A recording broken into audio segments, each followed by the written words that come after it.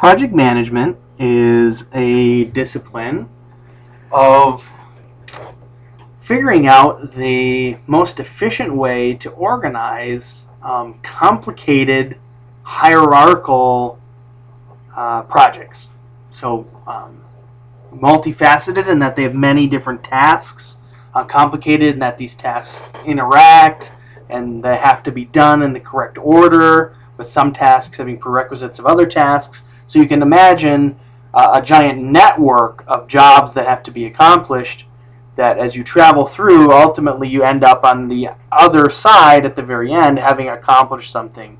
This is often talked about in manufacturing because you have, if you think about a car, so the end result is a car, but before the car you have, you would put the doors on and you put the body on, but the body had to be made and the doors had to be made and the chassis had to be constructed and assembled, and so you can sort of break down all the parts which have parts, and that makes a big tree.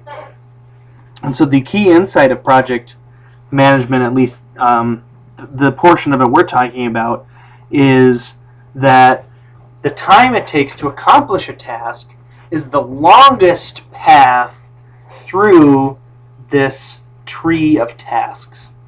So the one that's longest from start to finish is the one that's going to dictate how long things take. And so, naturally, we're going to want to figure out how long it takes to complete a task, and to figure out what tasks we could increase the speed of to reduce the total time. We have to draw a network connecting all of the tasks, and then we have to assign cost to each task and find the longest path.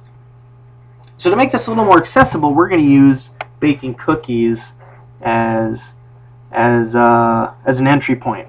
So I've got a list here of all the different things you have to do to make cookies, and naturally there's an order that's not specified, but that is true. And so if you look at you have to preheat the oven before you can bake the cookies in the oven. So if preheating takes 10 minutes and baking takes 20, you're already up to a minimum of 30 minutes for the whole task. But it might be longer if there's a prerequisite task to preheating the oven, or if making the dough takes longer than it takes to preheat. Preheating is going to be irrelevant, and it's going to be the dough making that's going to slow the process down. So when we're making cookies, the total time it takes to make cookies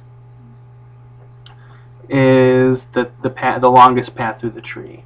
When we do this, we typically assume that if things can be done simultaneously, they will. So if we were to sit down and make cookies, we can't whip the eggs and cream the butter and sugar at the same time by ourselves. So we assume that you have helpers or outsourcing, or that if it is physically possible to do it at the same time, then it will be done at the same time. So you get the network that looks something like this. So notice that the dry ingredients, the eggs, and the butter and sugar are all being taken care of at the same time, because it's possible to do that if you had 3 people. Depending on the requirements of the job and whether or not certain things are on the critical path, the longest path through the network, you may get away with doing things sequentially and needing fewer laborers. But the base model is going to assume however many laborers that are required to complete the task. So for example, I can look at a path through the network, and if I go cream, butter, and sugar, mix dough, spoon onto sheet, bake, notice that's 2 plus 2 plus 3. So it'd take me 7 minutes to accomplish that path, but that's shorter than 10.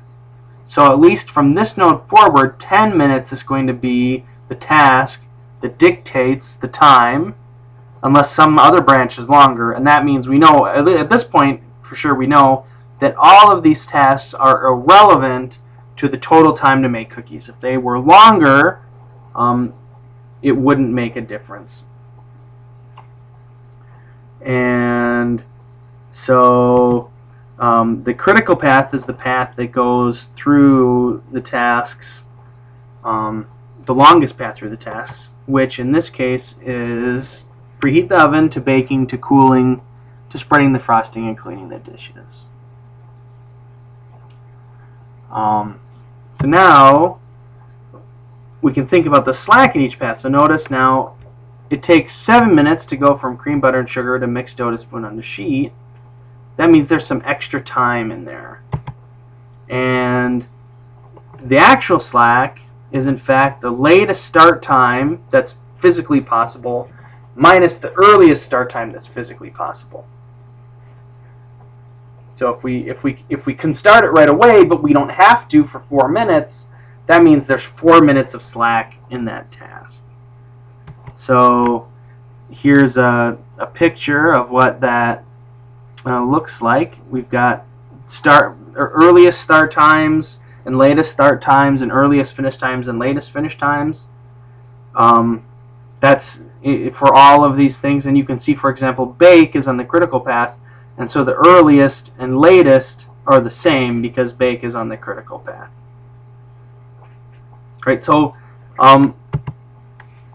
this is an example of no bake. So note now baking and preheating the oven don't take any time. So now you can ask, right, how long does it take to make these dough bakes? You can do it by figuring the critical path, so the longest path through the tree. So go ahead, pause the movie, and see if you can figure out what that is.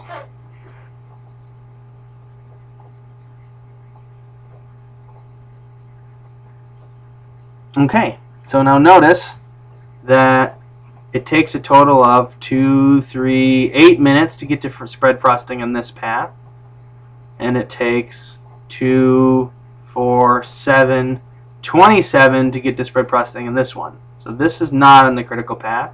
This will be. Purely preheating the oven is not. And so mixed dough and cream, butter, and sugar is longer than grease sheet. So our critical path is cream, mix, spoon, bake, cool, spread, clean.